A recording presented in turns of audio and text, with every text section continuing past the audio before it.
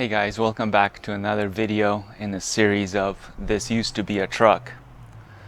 I want to make this video, it's going to be a little bit different. It's a video in between updates or in between phases, but something's on my mind that I wanted to share. I'm not new to projects, although this is my first electric car conversion. I've done a couple LS swaps, so I know how to take a project from start to finish, or at least what I consider to be finished.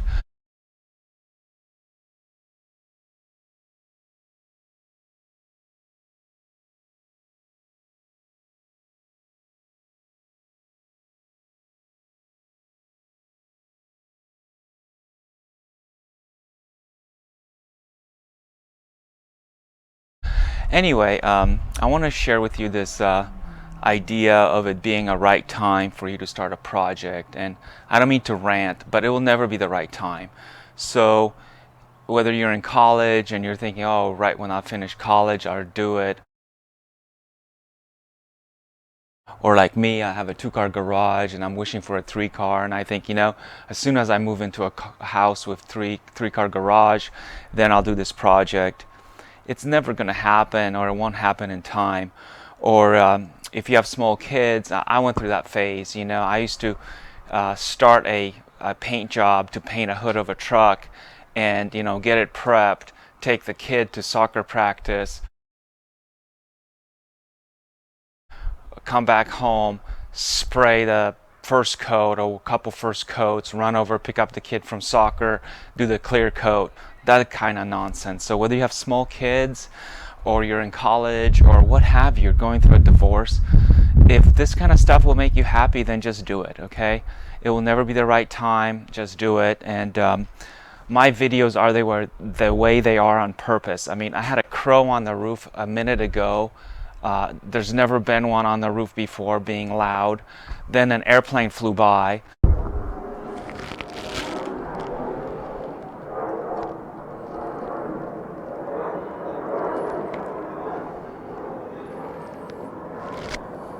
There's people mowing the lawns. I'm shooting a video here.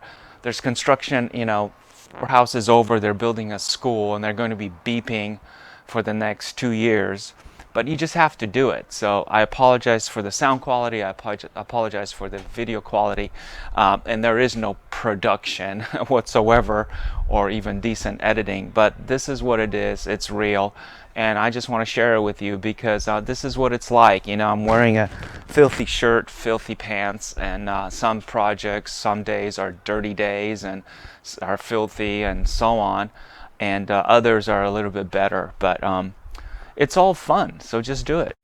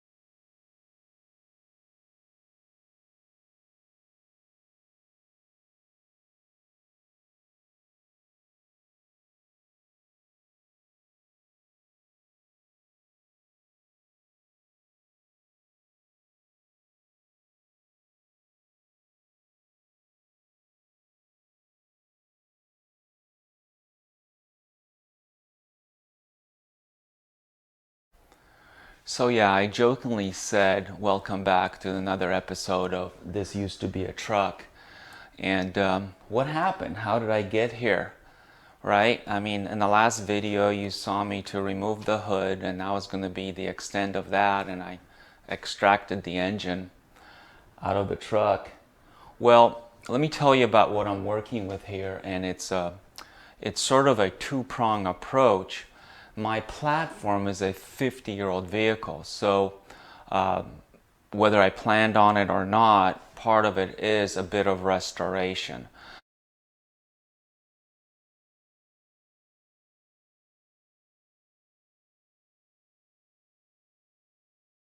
And having done a few projects in the past, there's just this great pleasure of putting together clean bits. So what led me to this situation? So my truck, come to find out, is a 1971 cab on a what I think is like a 1969 frame. And some of you Europeans, people across the pond, may not be familiar with these trucks, but those in the States, you know these Chevy trucks. They're called C10s. I call them Dime for short. This generation is from 1967 through 1972.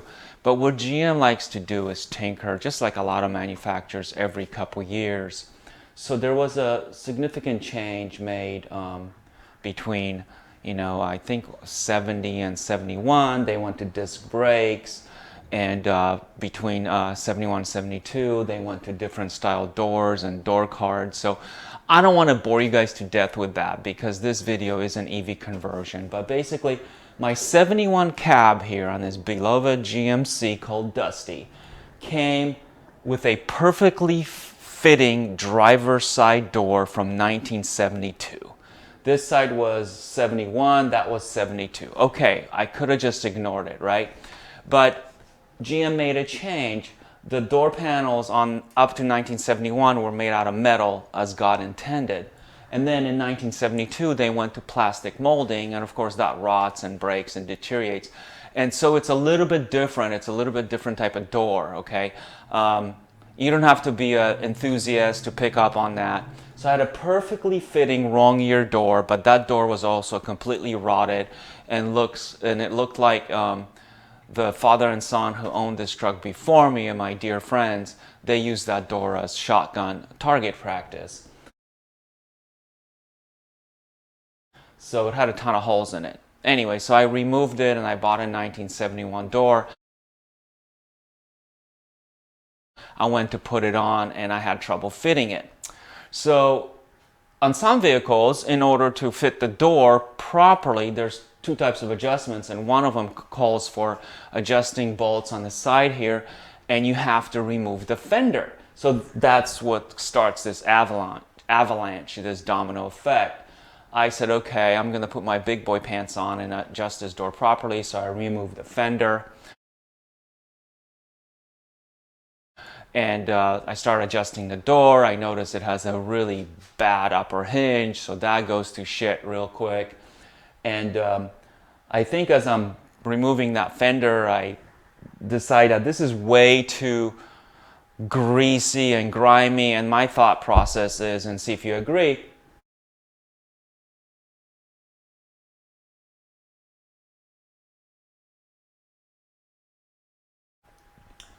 the engine is coming out. Okay, so all that oil, all the coolant that's in it, all that gunk and junk, we'll never get to spray this engine cavity, this engine bay again. So if I clean it properly and paint it once, as much as I hate that part of the project,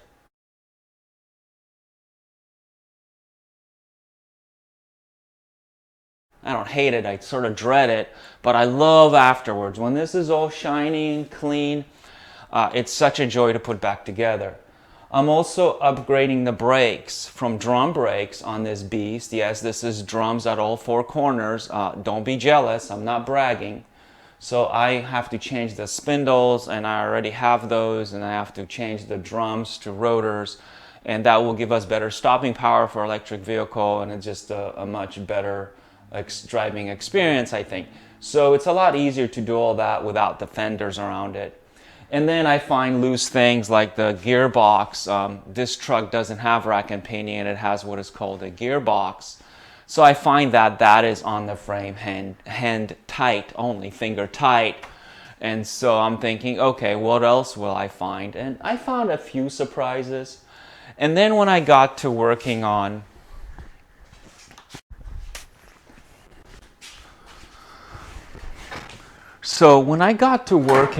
the, okay, there's no way I could have done that with the front clip, as they call it on the truck. I would have broken my back. I would literally climb inside the frame and measure and design and figure out and tack weld and grind and cut.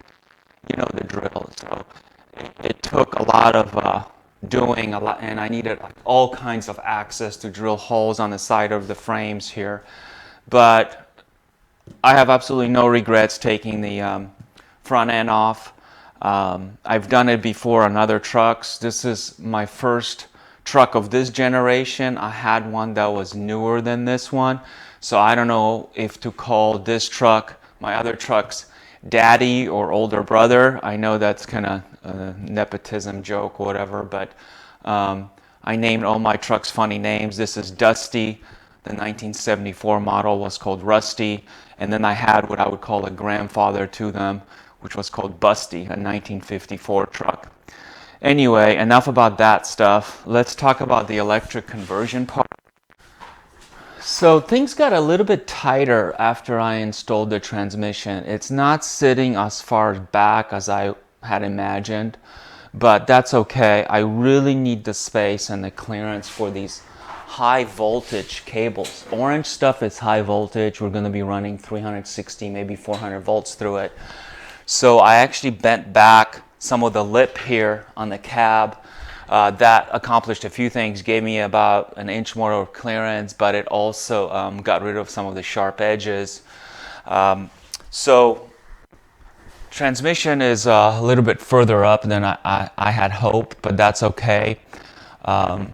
These cell modules still fit in here. They're peaked like this because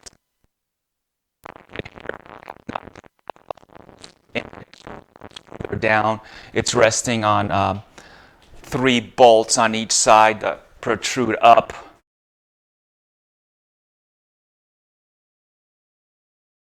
Holding the engine cross member, the K member as you call it. So that's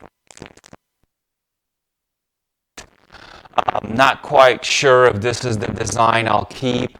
I would like to. BMW 530e hybrid cell modules. That's what I have here. This is just one pack.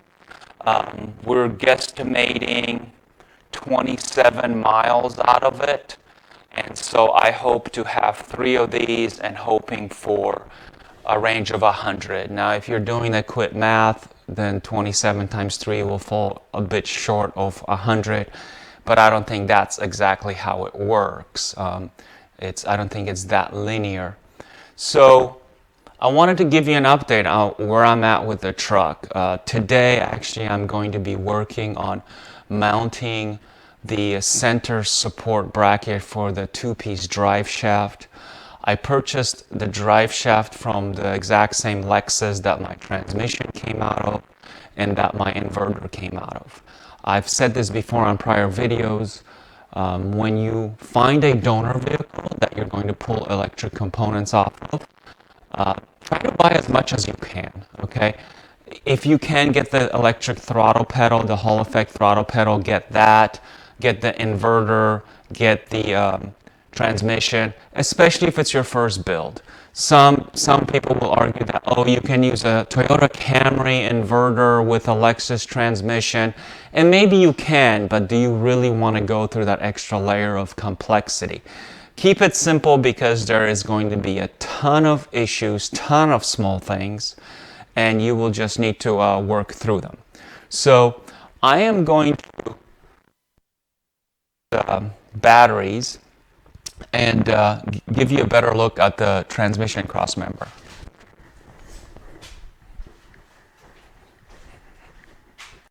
So each one of these dudes is just under 30 pounds. I think when I weighed them, they were about 27.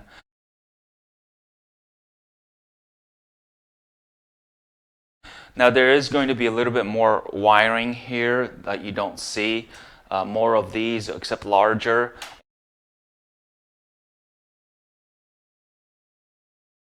And they add some weight. So I think I'm guesstimating at about 30 pounds per battery.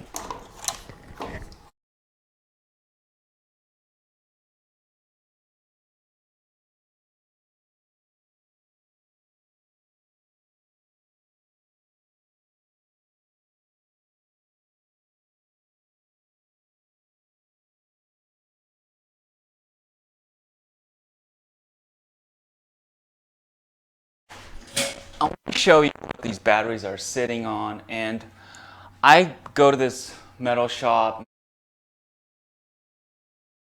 metal supply store. It's like a mom and pop place, and I go to their like junk section.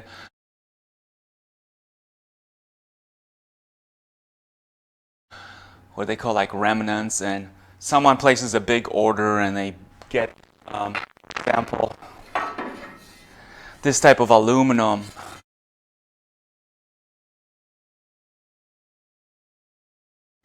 And I think this is a 4-inch by 2-inch, 1/4-inch thick aluminum, and it comes in lengths that are maybe 20 feet. And so someone places an order and maybe has it pre-cut, or they just don't need 20 feet, they only need 18 or 16. And so I buy the leftover stuff, and it costs a little bit less. So none of this is like AutoCAD, thought out design stuff. It's basically I'm working with what I have in my garage, or I'm working with whatever I have in my garage, or I'm working with whatever I found there. So I think these pieces, they have been 6 feet long, cost me $70 each. So earlier I mentioned the tip about it never be a right time. Another tip, and by no means I'm an expert at this, okay? I've as if I have you fooled, but another kind of rule I live by is allow yourselves to make mistakes. Like if you cut something and it's too short and you wasted material, okay, education costs, okay? Don't be stupid and repeat that 4 more times, but education costs, and you just learn a valuable lesson and use that piece as a template and cut the next one to the right length and move on. But yeah, I allow myself to fail. Okay, I think I have a good sense of humor. That keeps me going. There is no cookbook for this. I know guys have converted cars. They've done it for 10, 20 years, but maybe they haven't done your specific type of car, or they haven't exactly written a recipe-like book for you to follow. So you're figuring things out. Don't be hard on yourself, and yeah, just allow yourself to make mistakes.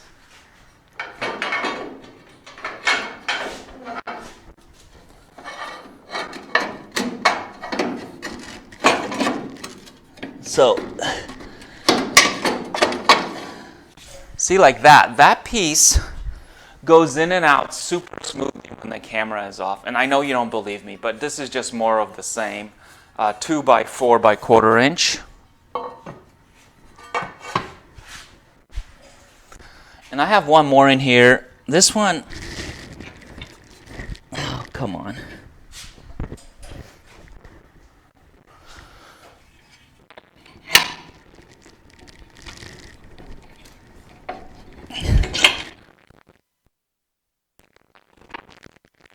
This is for demo purposes. And yes, I just say that all the time when I half-ass something. Oh, this is just for demonstration.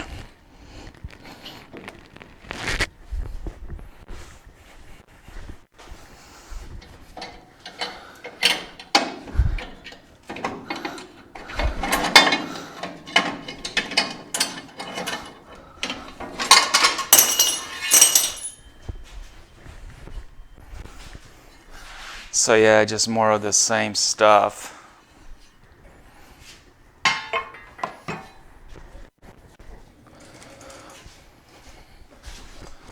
All right, very pleased with the way it turned out. You know, it has to be cleaned up, primered and painted and all that. But it's very strong and I'm very pleased with the way it turned out. I was thinking about also suspending the inverter off of it, but I'm not a big fan.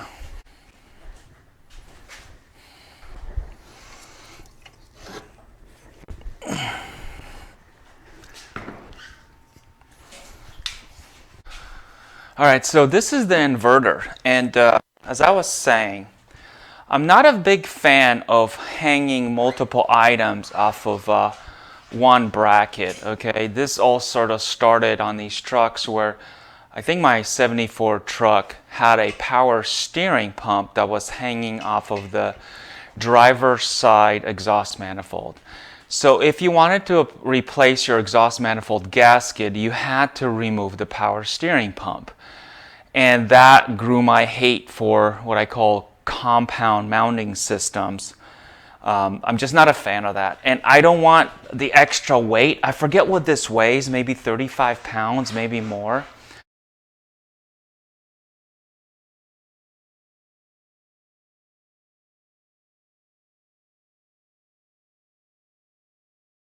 And I don't want to suspend that on the same bracket. And if the transmission causes vibration and jiggling, I don't want it to jiggle this. So, and of course I know it's all connected via the frame, but I think I'm going to make a separate mounting bracket later on for the inverter. Now, what the hell is an inverter? These cars, in the last 10 years, electric cars and electric conversions have started using AC motors instead of DC motors. So if we talk about electricity and energy, the way it lives inside a battery is in the form of direct current, okay? And in the old days, 20 years ago, people would use forklift motors, which were DC motors. And so you would take DC electricity out of a battery pack and send it to a DC motor, and all you needed is a controller and a throttle to control the speed. Well, these days we're using AC motors, three-phase AC motors, which are capable, I think, of higher speeds and a bunch of goodness. So we need an inverter, and inverter does many things, but among them, it inverts direct current out of the battery pack into alternating current for the motor to consume. And then I think vice versa, when it comes to regen and the motor is free spinning, coming down from acceleration, let's say, and the motor is slowing itself down, it then sends alternating current to the inverter, which inverts it or converts it to DC, direct current, to send to the battery pack. Electrical engineers and physicists, you probably just had a cringe moment for the way I explained that. Hey, I'm sorry, I'm talking in layman's terms. I'm kind of explaining things the way I understand, and I'm explaining things the way I wish someone talked to me and explained, okay? I don't fly at 30,000 foot high level. I'm very hands-on, very basic type of guy. So anyway, we need this box because we're using an AC motor. If we had a forklift motor in here, we would not be using an inverter. There would be no need for it.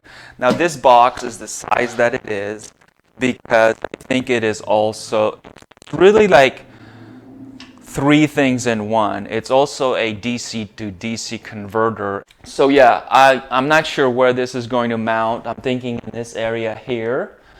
It will probably have some sort of its own bracketry. I don't know if I want to hang it off the cab. This is just sheet metal. So I'll probably, conjure something up. Hopefully I'll do something out of aluminum.